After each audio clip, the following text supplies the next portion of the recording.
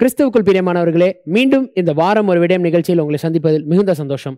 இந்த வாரம் நம்ம எதை குறித்து பார்க்க போறோம் அப்படின்னா, செரம்பூர் மிஷன். அதாவது 1800ஆம் ஆண்டுல மிஷனரி வில்லியம் கேரினால ஆரம்பிக்கப்பட்ட ஒரு மிஷன் தான் இது. இவங்க அந்த ஊர்ல அவங்க வாழ்ந்த இடத்துல என்ன சமூக சீர்திருத்தங்களை கொண்டு வந்தாங்க அப்படின்றத குறித்து தான் நம்ம இந்த வாரம் பார்க்க போறோம். வாங்க நிகழ்ச்சிக்குள்ள போலாம். இந்த செரம்பூர் மிஷன் அப்படின்றது அவங்க இருந்த ஊர்ல அந்த ஜனங்க ஃபேஸ் பண்ண அனுதினமும் அவங்க ஃபேஸ் பண்ற சின்ன சின்ன பிரச்சனைகளுக்கு மட்டும் தீர்வு கொடுக்குறவங்களா இல்லாம ஒரு பெரிய அளவுல சமூக சீர்திருத்தத்தை கொண்டு வந்தது தான் இந்த செரம்பூர் மிஷன். அது ஏன் செரம்பூர் மிஷன் அப்படின்னு நம்ம சொல்றோம்னா, செரம்பூர் அப்படின்றது ஒரு ஊரோட பேரு. இது எங்க இருக்கு அப்படின்னா, கல்கத்தால இருந்து ஒரு 30 கிலோமீட்டர் தள்ளி, அதாவது வெஸ்ட் பெங்கால் ஸ்டேட்ல. வில்லியம் கேரி இந்தியாவுக்கு வந்த உடனே அவருடைய மிஷனரி பணிகளை அவர் ஆரம்பிக்கல. அவர் 1794ஆம் ஆண்டுல தான் இந்தியாவுக்கு வராரு.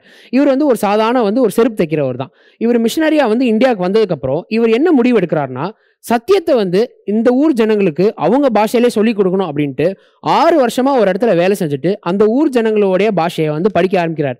இவர் என்ன அளவுக்கு இவர் அந்த லாங்குவேஜ்ல எக்ஸ்பர்ட் ஆகிறாரு அப்படின்னா அதாவது அவங்க அந்த ஊர்ல பேசுற லாங்குவேஜ் பெங்காலி லாங்குவேஜ்ல கிட்டத்தட்ட டிக்ஷனரி, கிராமர் இதெல்லாம் ப்ரிப்பேர் பண்ற அளவுக்கு அவர் அந்த லாங்குவேஜ்ல எக்ஸ்பர்ட் ஆகிறாரு. அந்த நாட்கள்ல ஒரு சில குறிப்பு என்ன சொல்லுதுன்னா, அவர் ஃபாதர் ஆஃப் பெங்காலி ப்ரோஸ்ன்னு கூட சொல்லுவாங்களாம். அவ்வளோ தூரத்துக்கு பெங்காலில அவர் எக்ஸ்பர்ட் ஆகிறாரு. ஒரு 6 வருஷம் இந்த லாங்குவேஜ்ல நல்லா இவர் நல்லா தேர்னதுக்கு அப்புறம் என்ன பண்றாரு அப்படின்னா, இவர் மிஷனரி ஊழியங்களை ஸ்டார்ட் பண்றாரு. இவருக்கு ஹெல்ப் பண்றதுக்கு பிரிட்டிஷ் மிஷனரி சொசைட்டில இருந்து இன்னும் 2 பேரை கூட அனுப்புறாங்க. யார் அப்படின்னா, ஜோஷுவா மார்ஷ்மன் அண்ட் வில்லியம் வார்ட். இவங்க 3 பேர் சேர்ந்து தான் செரம்பூர் ட்ரியோன்னு சொல்லுவாங்க. பொதுவாக நம்ம எல்லாரும் என்ன நினைப்போம் அப்படின்னா, பிரிட்டிஷ் நாட்களில் மிஷனரிஸ் அவங்க பிரிட்டிஷ் தேசத்தை சேர்ந்தவங்களா இருந்தால் இந்தியாவில் மிஷனரி ஊழியங்கள் செய்யறது ஈஸியாக தானே இருந்திருக்கும் அப்படின்னு. ஆக்சுவலாக அதான் கிடையாது. அந்த நாட்களில் என்ன பிரச்சனை இருந்துச்சு அப்படின்னா, ஈஸ்ட் இந்தியா கம்பெனிக்கு என்ன ப்ராப்ளம்னா, இந்த மிஷனரிகள் எல்லாருமே உள்ள வந்தாங்க அப்படின்னா இவங்க இங்க இருக்க பிரச்சனைகளுக்கு எதிர்ப்பு தெரிவிப்பாங்க. இது வசனத்துக்கு ஆப்போசிட்டா இருக்கு, வசனத்துக்கு எதிர்மாறா இருக்கிறனால அவங்க நிறைய கலவரங்களை உண்டு பண்ணிடுவாங்க அப்படின்னு சொல்லிட்டு மிஷனரிகளை வரவிடாம வச்சிருந்தாங்க. அப்போ 1813ல ஒரு சட்டம் போடுச்சு. அதுலதான் East India company okay, missionaries எல்லாரும் உள்ள வரலாம், அவங்க அந்த இடத்துல லேண்ட் வாங்கலாம், ஸ்கூல் கட்டலாம் அப்படின்னு ஒரு அஃபிஷியலா ஒரு சட்டம் வர வரைக்கும் இவங்க எல்லாம் அன்அஃபிஷியலாக தான் உள்ள வந்தாங்க. அதே மாதிரி அதே மீறி அவங்க வர்றவங்க எல்லாருமே இந்த ஈஸ்ட் இந்தியா கம்பெனி அந்த அவங்களுடைய கண்ட்ரோலுக்கு கீழே இருக்கிற ஊர்ல இருக்க மாட்டாங்க. அப்போ வில்லியம் கேரி வரும்போது இந்த சட்டம் வரல. அதனால அவர் என்ன செஞ்சாருன்னா, கல்கத்தா பகுதியிலேருந்து ஒரு 30 கிலோமீட்டர் தள்ளி இருக்கிற ஊர் இந்த செரம்பூர்ன்ற ஊருக்கு போறாரு. இந்த செரம்பூர்ன்ற ஊர் அப்போ டென்மார்க்கோட அதிகாரத்துக்கு கீழே இருந்துச்சு. ஸோ அதனால அவரால் அங்கே ஃப்ரீயா ஊழியம் பண்ண முடிஞ்சுச்சு. இப்போ இதுதான் அவுட்லைன். இப்போ இந்த இப்படி ஊழியம் ஸ்டார்ட் பண்ணும்போது இவங்க எந்த இடத்துல போய் ஊழியம் பண்றாங்க அப்படின்னா, அதாவது என்னெல்லாம் கொடூரமான பிரச்சனைகள் இருக்க முடியுமோ அவ்வளோ மோசமான ஒரு ஊரா அந்த ஊர் இருக்கு. அந்த ஊர்னா நான் செரம்பூரை மட்டும் சொல்லலை, அந்த மொத்த ஸ்டேட்டையும் தான் சேர்த்து நான் சொல்றேன். என்ன பிரச்சனைகள்லாம் இருந்துச்சு, இவங்க என்னெல்லாம் ஃபேஸ் பண்ணாங்க அப்படின்னா, உடன்கட்டை ஏறுதல் பிரச்சனை இருந்துச்சு, குழந்தை சிசுக்கொலை பிரச்சனை இருந்துச்சு, ஜாதி பிரச்சனை, தீண்டாமை. இந்த மாதிரி ஒரு இருளான ஒரு சூழ்நிலைக்குள்ளதான் இவர் சத்தியத்தை எடுத்துட்டு போய் சுவிசேஷம் சொல்ல போறார். ஆனா இந்த பிரச்சனை எல்லாம் பார்க்கும்போது வில்லியம் கேரிக்கு ஒரு விஷயம் ஒரு தாட் வருது. என்ன அப்படின்னா, நம்ம சத்தியத்தை சொல்லி நம்ம ஆத்மாதாயம் செய்யறோம், ஆனா அது மட்டும் இல்லாம நம்ம செய்யும் போது இந்த மொத்த ஊர்ல இந்த இருக்கிற ஜனங்க எல்லாத்துமே ஒரு பெரிய ரெஃபர்மேஷன் வரணும், அதாவது ஒரு சமூக சீர்திருத்தம் கண்டிப்பா வரணும் அப்படின்ற ஒரு மோட்டிவோட அவர் ஆரம்பிக்கிறார். அப்படி ஆரம்பிக்கும் போது ஒரு சில பிரச்சனைகளை அவர் அட்ரஸ் பண்ணிட்டே வர்றார். நீங்க இந்த வாரம் ஒரு விடயம்ல எபிசோட் 2 நீங்க பார்த்திருந்தீங்க அப்படின்னா, அதுல இந்த உடன்கட்டை ஏறுதல் பத்தி நம்ம கொஞ்சம் டீட்டெயிலா அதுல எக்ஸ்பிளைன் பண்ணியிருப்பேன். அதை பத்தி இன்னைக்கு நான் கொஞ்சம் டீட்டெயிலா போல, அது தவிர்த்து மற்ற என்ன காரியங்கள்லாம் அவர் கொண்டு வந்தான்றதை நம்ம பார்க்கலாம். இந்த வில்லியம் கேரி இருந்த ஊர்ல ஹூக்லி ரிவர் அப்படின்னு ஒரு ஃபேமஸான ஒரு ஆறு இருக்கு. இந்த ஆறும் கடலும் போய் சேர்ற இடத்துல அந்த ஊர் ஜனங்க ஒரு சடங்காச்சாரம் வச்சிருந்தாங்க. என்ன அப்படின்னா, அவங்களுடைய குழந்தைய நரபலி கொடுப்பாங்க. அதாவது அவங்க ஒரு ரிச்சுவலா ஒரு சடங்காச்சாரமா செய்வாங்க. என்ன அப்படின்னா, ஏதாவது ஒரு பொருத்தனை செஞ்சிருப்பாங்க. அந்த பொருத்தனை நிறைவேற்றுவதற்காக அவங்க என்ன சொல்லியிருப்பாங்கன்னா, அவங்களுடைய பிள்ளை இந்த மாதிரி நான் நரபலி கொடுக்குறேன் அப்படின்னு சொல்லிட்டு என்ன பண்ணுவாங்கன்னா, அந்த பிள்ளைங்களை அந்த ஆத்துல அவங்க மூழ்க வச்சிருவாங்க. இது எல்லாத்தையுமே வில்லியம் கேரி பார்க்கிறாரு. அப்போ இவர் என்ன பண்றாருன்னா, இதை ஸ்டாப் பண்றதுக்காக இதை உடனே நிறுத்தணும் அப்படின்ட்டு அவர் சில முயற்சிகள் எடுக்கிறாரு. 1802ஆம் ஆண்டுல ஆகஸ்ட் 20ஆம் தேதி அப்போ இருந்த governor general of India Lord Wellesley அப்படின்றவர் மூலமா ஒரு சட்டம் போடப்படுது. என்ன அப்படின்னா, இந்த மாதிரி நரபலி கொடுக்க கூடாது அப்படின்ட்டு. இதே மாதிரி எப்படி பிள்ளைங்களை நரபலி கொடுக்குறாங்களோ அதே மாதிரி இன்னொரு சைடு என்ன அப்படின்னா, தொழுநோய் உள்ளவங்களை ஒண்ணு உயிரோட எரிச்சிருவாங்க, இல்லைன்னா புதைச்சிருவாங்க. என்ன காரணம் அப்படின்னா, அந்த நாட்கள்ல தொழுநோய்க்கு ஒரு மெடிசனோ ஒரு மருத்துவமோ இல்லாம இருந்துச்சு. அதனால யாருக்கா தொழுநோய் வந்துச்சுன்னா அந்த ஊர் ஜனங்க என்ன பண்ணிடுவாங்கன்னா, உடனே உங்களை நம்ம சாகடிச்சிடணும், சமுதாயத்தை விட்டு தள்ளி வச்சிடணும் அப்படின்ட்டு அது ஒரு சடாங்காச்சாரமா அதை ஃபாலோ பண்ணிட்டே வந்தாங்க. அப்போ இவர் என்ன பண்றாருன்னா, அவங்களுக்குமே என்ன பண்ணலாம் அப்படின்னா வந்துட்டு ஒரு தனியா வந்து ஒரு அடைக்கலம் ஓப்பன் பண்ணி ஒரு அசீலம் மாதிரி ஓப்பன் பண்ணிட்டு அவங்களுக்கு வந்து பாதுகாப்பு கொடுக்க ஆரம்பிக்கிறார்.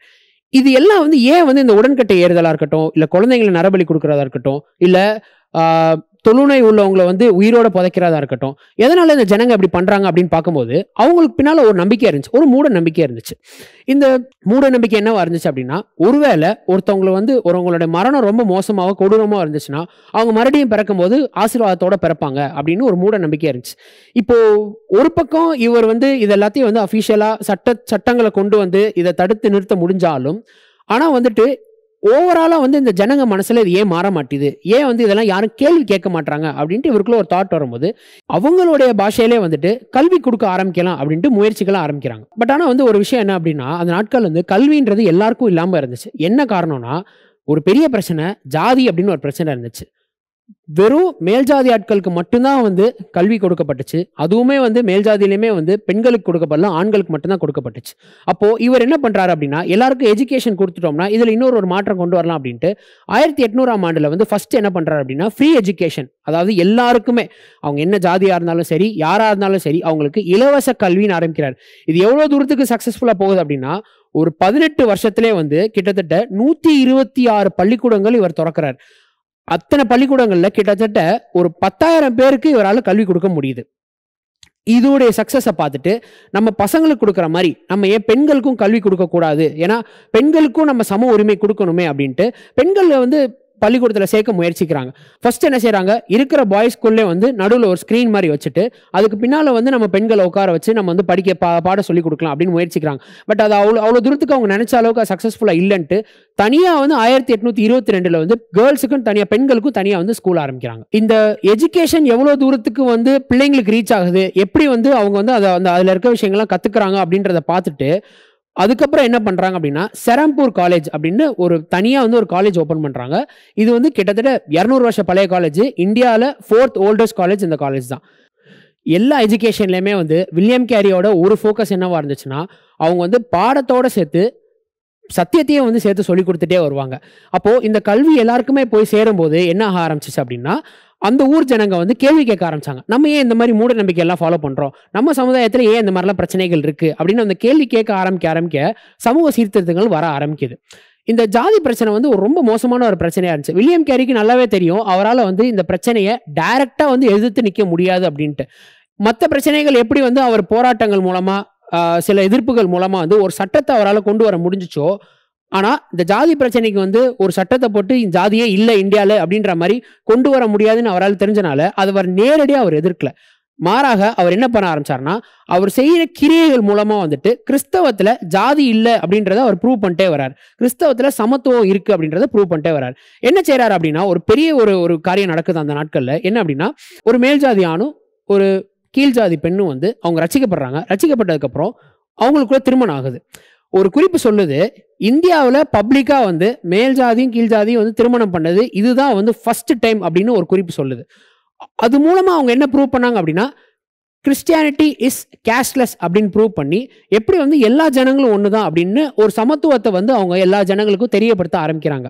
இவர் 1834ஆம் ஆண்டு மரித்து போகும்போது கிறிஸ்தவர்கள் அல்லாதவர்கள் கூட வந்துட்டு அந்த இடத்துல வந்து அவர் செஞ்ச நன்மைகள், அவர் என்னென்னலாம் வந்து ஊருக்கு வந்து அங்கே மாற்றங்கள் கொண்டு வந்தாங்களோ அதை சொல்லி அவருக்கு சப்போர்ட்டிவாக தான் பேச ஆரம்பிச்சாங்க. ஏன்னா நாளடைவில் வந்துட்டு அவருக்கு என்னதான் எதிர்ப்பு இருந்தாலும் அவர் கொண்டு வந்த மாற்றங்கள் வந்து ஜனங்களுக்கு வந்து ஒரு ஒரு ஒரு ஒரு ஐ ஓப்பனிங்கான ஒரு விஷயமா இருந்துச்சு அந்த நாட்களில். இன்னைக்கு நம்மளுடைய இந்தியன் ஹிஸ்டரி புக்ஸில் மிஷனரிஸோடைய காரியங்கள் வந்து குறிப்பிடாமல் போயிருக்கலாம், இல்லை அவங்க உண்மையிலே வந்து என்ன இம்பேக்ட், என்ன வந்து பாசிட்டிவ் இம்பேக்ட் இந்தியாவில் கொண்டு வந்தாங்கன்றதை மென்ஷன் பண்ணாமல் போயிருக்கலாம்.